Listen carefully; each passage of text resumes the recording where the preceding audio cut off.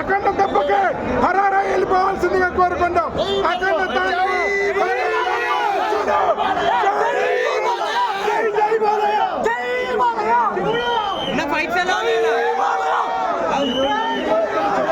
అలా శవరాజకీయాలు చేసినప్పుడు సెటర్ పడిందా?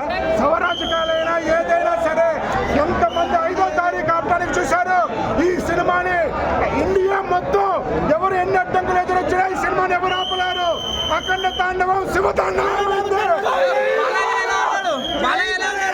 బాలయ్య అయితే నా భూతం నా భవిష్యత్తుగా మరో శివుడిని చూశాను నేను. మాకు శివుడు ఎలాగుంటాడో తెలియదు, అది బాలయ్య రూపంలో చూసాము. చూపించిన తీరు కావచ్చు, దేశభక్తి గురించి చూపించారు కదా.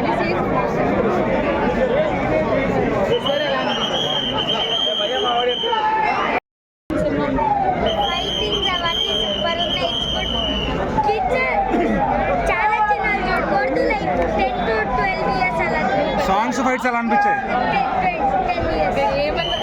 ఏమైనా మెసేజ్ ఇంటికి తీసుకెళ్తున్నారు ఈ సినిమాతో? ఏం మెసేజ్ ఇంటికి తీసుకెళ్తారు ఈ సినిమా చూసుకున్నారు? ఏం మెసేజ్ ఏం నేర్చుకున్నావు సినిమా నుంచి? జై బాలయ్య. జై బాలయ్య. జై బాలయ్య.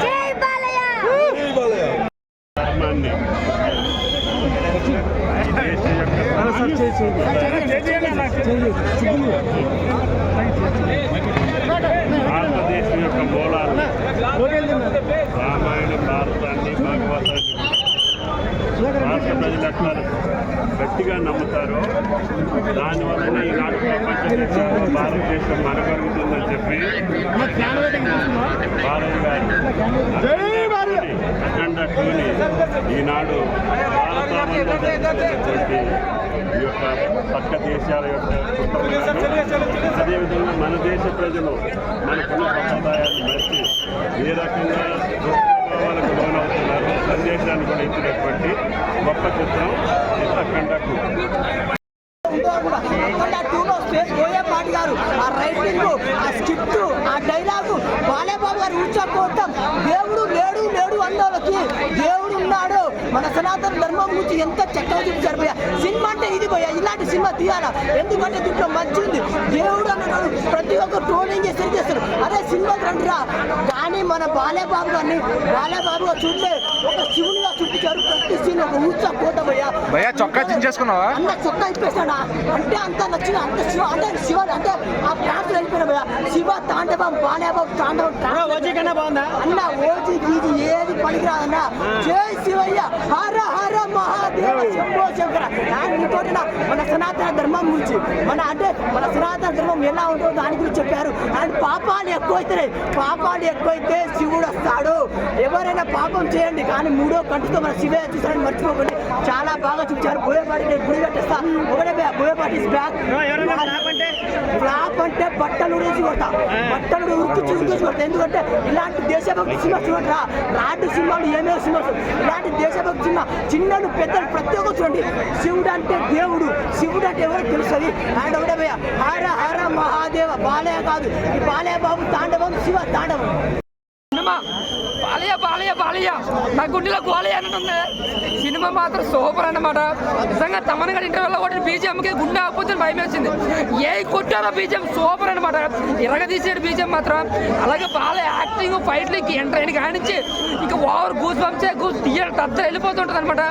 ఇంకా సినిమాని ధర్మం కోసం చాలా క్లియర్గా చాలా క్లారిటీగా అర్థమయ్యేలాగా డైలాగులతో అర్థం చేయాలని చూశారు. చాలా మటుకు చాలా డైలాగులు వర్కౌట్ అవని కానీ పొలిటికల్ డైలాగులు మాత్రం పక్కగా పడ్డాయి. లెజెండ్లో మనకి ఎన్ని పొలిటికల్ డైలాగులు ఉంటాయో ఇంకో 2-3 ఉంటాయి. పక్కగా ఎవడకు పడాలో ఆడికి పడ్డాయి. సినిమా మాత్రం కథలు చూడకండి. No logic only magic. జై బాలి అంతే. తమనన్న మాత్రం తమనన్న బోయపాటి బాలకృష్ణ మాత్రం ముగ్గురు కలిసి మమ్మల్ని చంపేస్తారని భయం వేసింది అనమాట. అంత గట్టిగా సినిమా అయితే మాత్రం ఇంక ఇంటర్వల్ సీన్ అయితే మీరు 600 రూపాయలు అటు కాదు 1000 రూపాయలు అటు కొనుక్కుని ఆ సీన్కి తక్కువ. ఈ మధ్యకాలంలో వచ్చిన సినిమాలో అలా ఇంటర్వెల్ కూర్చుంటారు. సూపర్ అనమాట. ఫస్ట్ హాఫ్ సెకండ్ హాఫ్ అనేది మీకు ఎలా ఉన్నది అనిపించిన సరే స్టోరీ అంటే బోయపాటి గారి సీరియల్ ఎప్పుడూ కూడా ఒకటి ఉంటుంది. వీళ్ళ కాంబినేషన్ లో మన ఫైట్స్ బాగా చూస్తాం. ఫైట్స్ బాగా చూస్తాం. బాగా అది ఏ ఫైట్ బాగా అనిపించింది? ఇంటర్వల్ ఫైట్ నిజంగా ఎన్నిసార్లు చూసినా బోర్ కొట్టి ఫైట్ మళ్ళీ పిల్లల మీద ఫైట్ కోసమే నిజంగా అయితే మిగతా యాక్టర్స్ కానీ బాలయ్య అయితే మాత్రం నిజంగా జీవించడం చాలా కష్టపడారని చెప్పాలి. ఆ మంచు కొండలో ఆ యాక్టింగ్, లాస్ట్ లో డాన్స్, ఫైట్ ఈ బోయపాటి గారి ఫార్మ్ లో బాలయ్యకే వర్కౌట్ అవుతుంటారా? ఒక్క బోయపాటి తప్ప బాలయ్యని చూపించే విధానం, బాలయ్యకి ఇచ్చే ఎలివేషన్ లో ఒక్క బోయపాటి తప్ప ఎప్పుడు మ్యాచ్ అనేది మళ్ళీ నిరూపించాడు. ఇది 3 సినిమాల కన్నా డబుల్ ఉంది. ఓవరాల్ గా కొంతమంది నచ్చచ్చు, కొంతమంది నచ్చచ్చు బయట అంటారు కానీ ఒకటే అన్న సినిమాకి వస్తే పిచ్చగా ఎంజాయ్ చేసి వెళ్తారో చేయి బాలయ్య అంతే.